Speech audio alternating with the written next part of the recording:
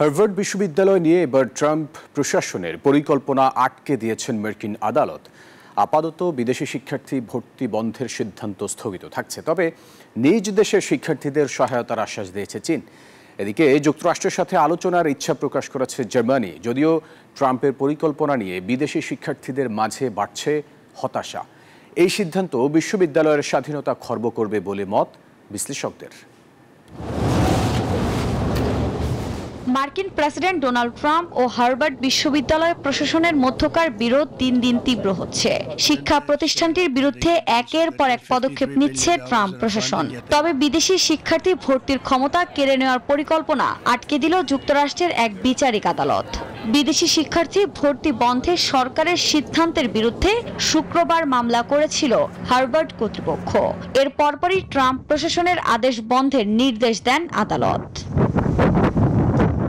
মার্কিন প্রেসিডেন্টের এই সিদ্ধান্তের পর নিজ দেশের শিক্ষার্থীদের সহায়তার আশ্বাস দিয়েছে চীন। অন্যদিকে ট্রাম্পের সঙ্গে এ বিষয়ে আলোচনার কথা জানিয়েছেন জার্মানির শিক্ষা মন্ত্রণালয়ের মুখপাত্র।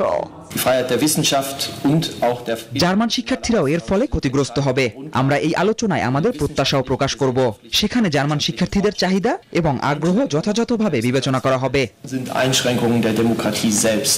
যদিও শিক্ষার্থীদের মধ্যে নিজেদের ভবিষ্যৎ নিয়ে বাড়ছে উদ্বেগ আর হতাশা। ট্রাম্পের এমন কর্মকাণ্ড নিয়ে চলছে সমালোচনার ঝড়।